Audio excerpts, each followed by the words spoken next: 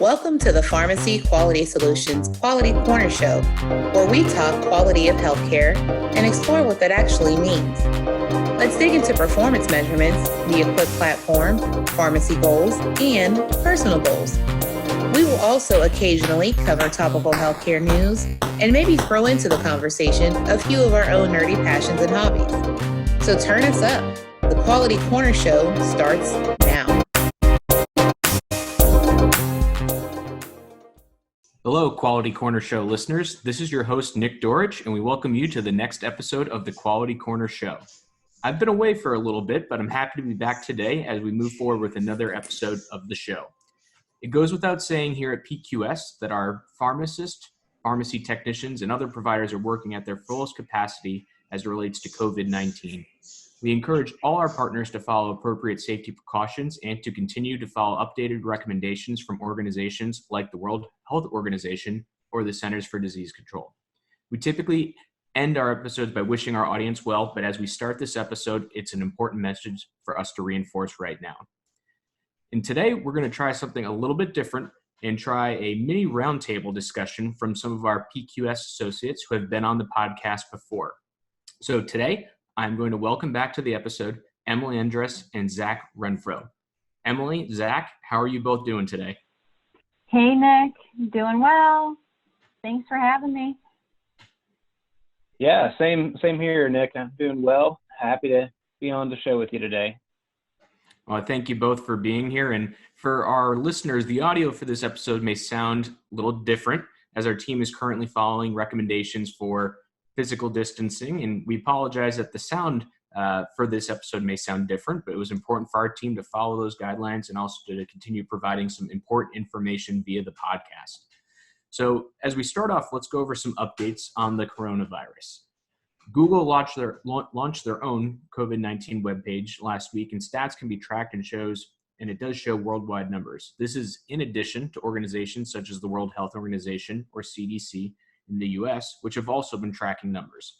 Of note, it's important to recognize that while the spread of COVID-19 continues to expand, states in the US and countries across the globe are expanding testing as they see the virus. However, when communities have been hit by the virus, this may also introduce limits to testing or timeline for receiving results. This is important context to consider as health experts look to review the best practices that countries are considering to limit COVID-19. Meanwhile, here in the United States, numerous states have been starting or expanding stay-at-home orders, which limit all but essential businesses and encourage people to stay at home and thus limit exposure of COVID-19. Emily, I'm going to kick it over to you here. Can you tell us a little bit about some of the experience as far as stay-at-home orders and how that may be different for what other people are experiencing? Yeah, absolutely, Nick. So I hail from the great state of Ohio. Most Ohioans and other folks will get the reference there, but we have certainly, as Ohioans, taken a pretty firm stance on social distancing, staying at home, and we did this early on. So Governor DeWine announced a stay-at-home order for us here in Ohio until 11:59 p.m. on April 6, 2020. That does coincide with the school kind of calendar for going back to school. So as the situation continues to evolve, we'll see how closely we kind of stick to that exact time range there. But basically, we are all ordered to work from home if you can, unless you're classified as an essential worker, so healthcare workers, etc. We can still go out for groceries. Some stores here have designated 65 and older shopping times, which is great. A lot of stores have also gone to delivery-only options. We can order takeout from our favorite restaurants, but you can't go inside. The doors are all locked around here. You can still go out. You can walk the dog, things of that nature, but we're not allowed to gather in the park or recreation areas, things like that. But certainly if there's a family member that you need to go and care for, you can obviously do that too. So for me personally, I have always been a remote employee for PQS here. So it's not a whole huge shift or swing For me personally, I've enjoyed working remotely for about 4 years now. However, all of the conference calls are a little bit more, they're a little louder. They have different noises in the background, but that's the same for most people. So it's actually been kind of interesting to hear, well, now we know who has a dog, now we know who has little kids, etc. So that part's been kind of fun. And honestly, we'll never get a chance to spend so much time with our little ones as we are right now. So trying to enjoy that as much as I possibly can. But getting back to kind of what we're doing here in the state of Ohio, which is a little different than some of the other states, we've also, Governor DeWine, has also issued a statement about prescribing chloroquine and hydroxychloroquine. And I'm going to tag you, Zac, as a pharmacist here to kind of give us your thoughts on that. Certainly have a lot of friends in the industry on the bench and have seen a lot of social media posts around becoming a medication police and how that has really kind of implicated their current duties as a pharmacist as well as it relates to some of the guidance we're seeing around these two medications. So looking forward to your thoughts there, Zac. Thanks, Emily. So we're starting to get a lot of different items that are coming up when it comes to potential treatments or potential therapies for COVID-19. However, there's no official FDA-approved treatment. But a few weeks ago, some studies were released highlighting the use of hydroxychloroquine as a potential treatment for COVID-19. With very little evidence for effective treatments, and even the fact that these studies had very limited data supporting them, pharmacists and hospitals and other healthcare providers were noting large increases of prescribing for the medication. Not just hydroxychloroquine, but also chloroquine and then azithromycin. I'll talk about that in a few minutes. But let me go ahead and read the full statement from Governor DeWine of the state of Ohio. The Ohio State of Ohio Board of Pharmacy passed a rule related to prescribing chloroquine and hydroxychloroquine for purposes of COVID-19. Unless otherwise approved by the board's executive director, no prescription for chloroquine or hydroxychloroquine may be dispensed by a pharmacist or sold at retail by a licensed terminal distributor of dangerous drugs unless, 1, the prescription bears a written diagnosis code from the prescriber, 2, if written for COVID-19 diagnosis, the diagnosis has to be confirmed by a positive test result, which is documented on the prescription, and both of the following must apply. The prescription is limited to no more than a 14-day supply, and 2, no refills may be permitted unless a new prescription is furnished. Prescriptions for either presumptive positive patients or prophylactic use of chloroquine and hydroxychloroquine related to COVID-19 is strictly prohibited unless otherwise approved by the board's executive director in consultation with the board president, at which time a resolution shall issue. So that's the statement from the state of Ohio. Being a proud Tennessean here, we have some guidance from our state as well. It's not as direct currently as of the 27th of March as the state of Ohio's is, but it's a strong discouragement of utilization of hydroxychloroquine as well as other products for the treatment of COVID-19 that aren't shown to have any evidence.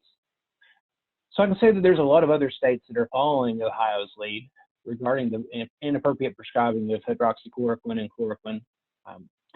So as I mentioned, these therapies, along with the combination of hydroxychloroquine and azithromycin for the treatment of COVID-19, really just don't have much evidence to go by to show that they would be effective treatment options. And frankly, the side effects that can occur with these medications could be worse than the actual treatment, the actual therapy that they'd be having to go through with COVID-19.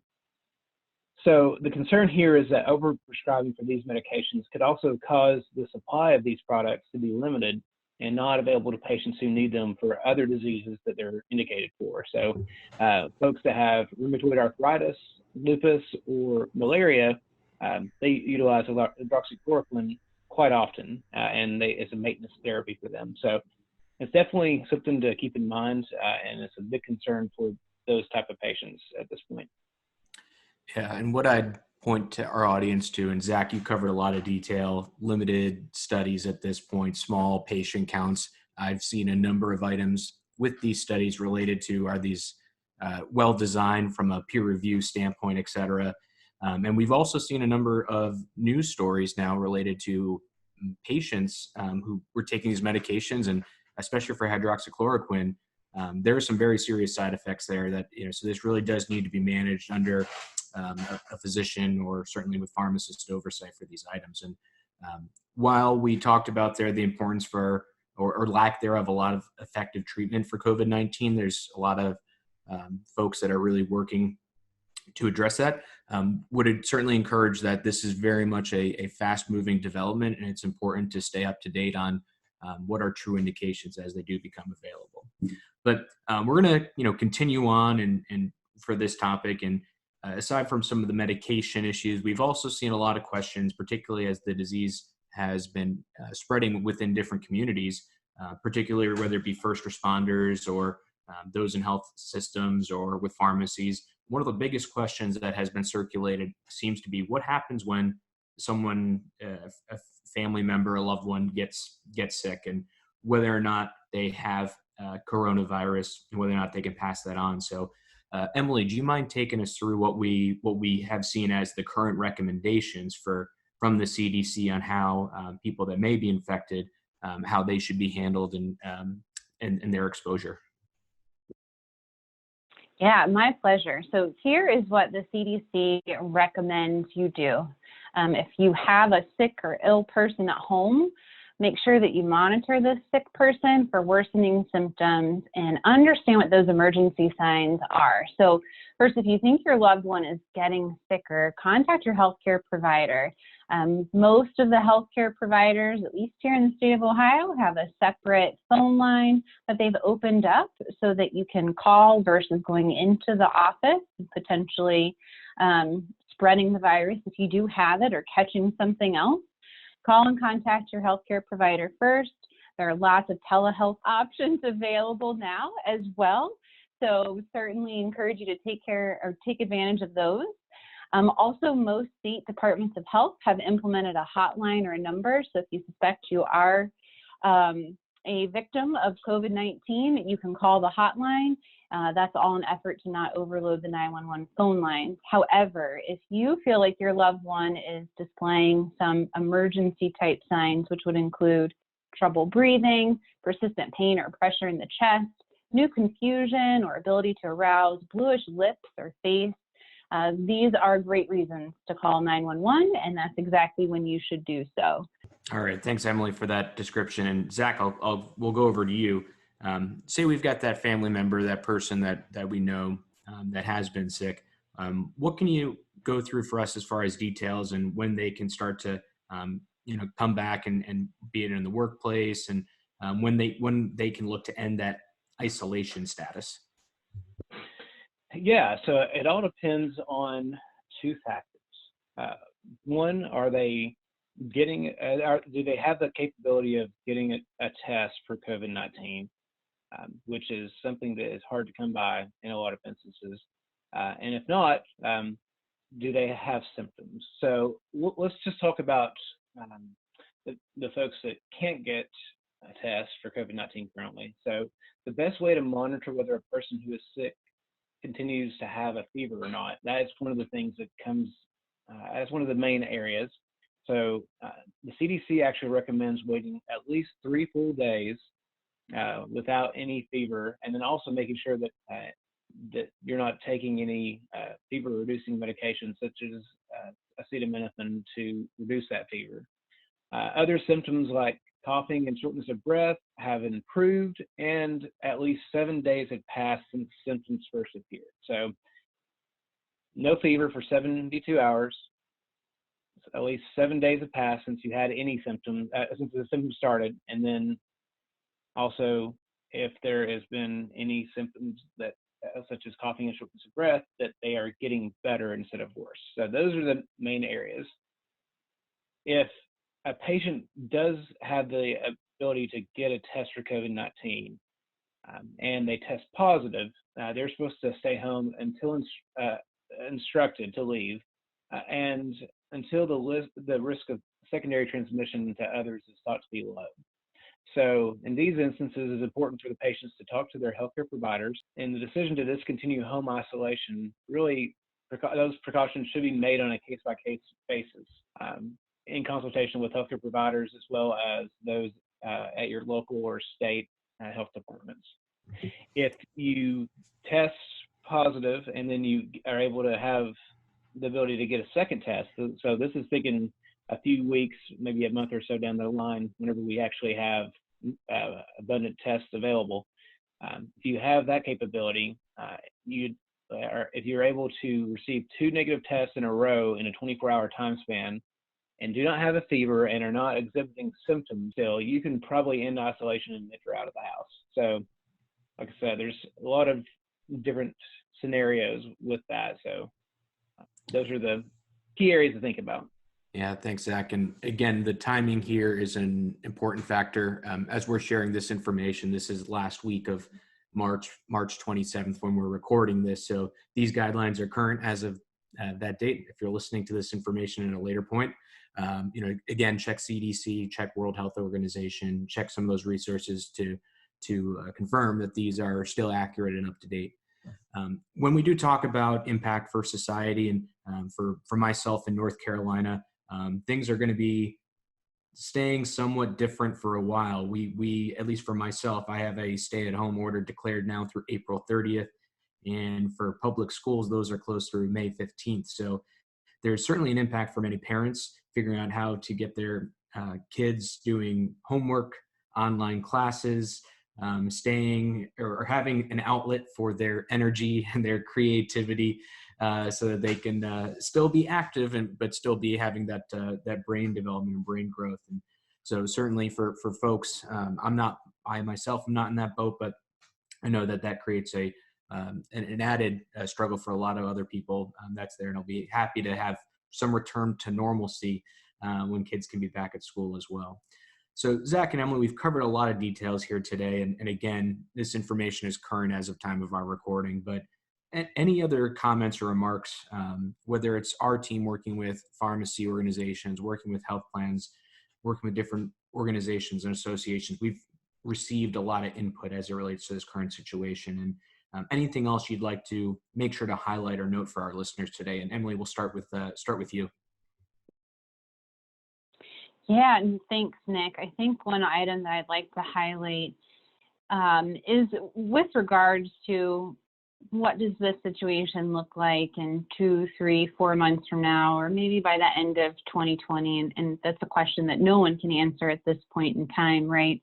But as it relates to business, especially if you're a retail independent pharmacy, how is this going to impact your overall business? And looking forward to having a follow-up podcast where we're going to dedicate quite a bit of time to walking through what those scenarios look like. But just to reiterate that now, at least from the perspective of working with health plans and PBMs and other data providers here at PQS, certainly the focus is around keeping people well and making them better. And everyone is focused on how do we get medications to those that need it?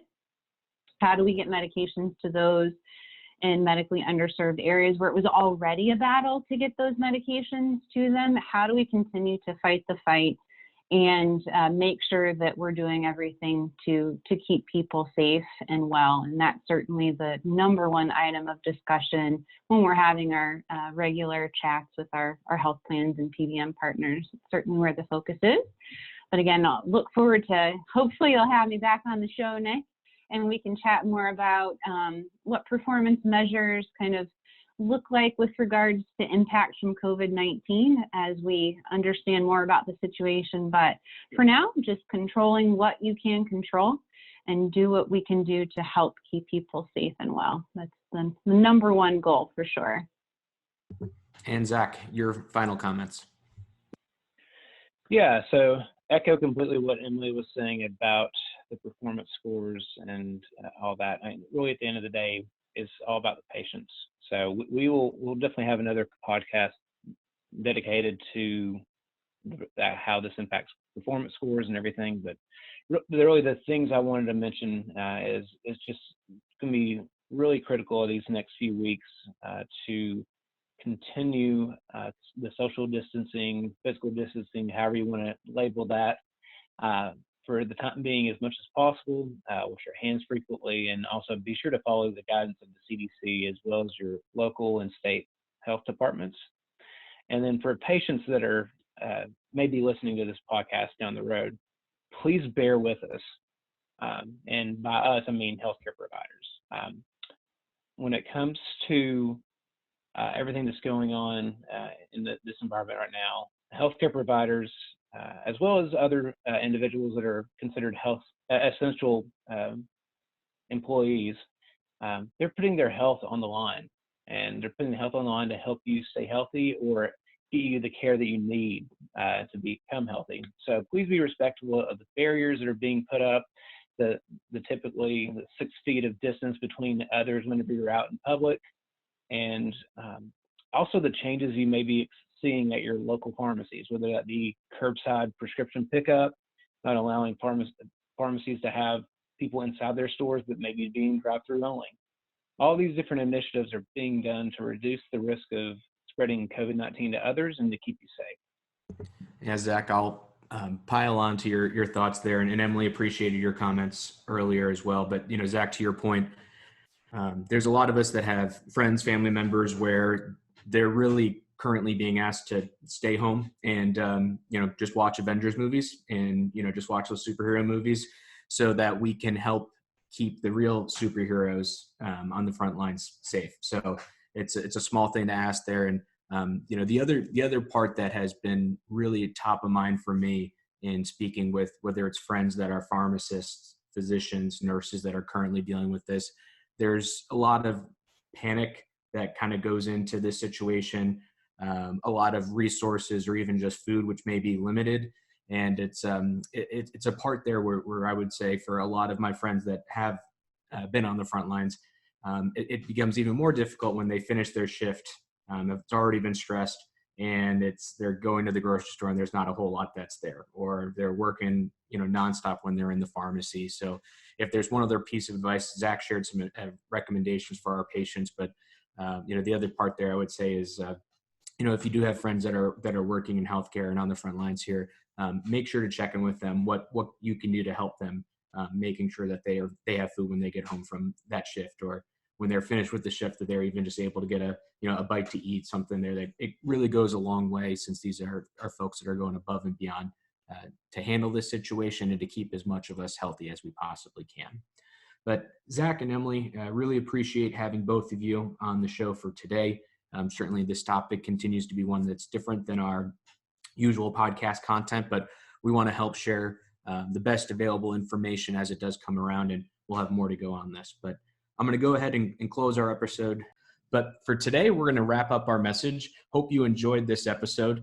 And as always, our team here at PQS has a couple of favors to ask of you, our podcast listener. First, we encourage you to share this podcast with 2 friends, because if you share this with 2 friends and each of them shares it with 2 friends, it really helps us hit a larger listening audience. Second, we also want to take a moment to remind you to subscribe to the podcast wherever you may find it. And then, if you have any questions or topics you would like us to address, please contact us. The best way to do so is to email info@pharmacyquality.com. Let us know what is on your mind and what we can address so that you are fully informed. Our goal is to continuously improve our podcast content and to provide meaningful information to our listeners based on current topics in healthcare, technology, and quality measurement. We want to help you become as effective as possible in how you care for patients and improve public health outcomes. So, until next time, we wish you well.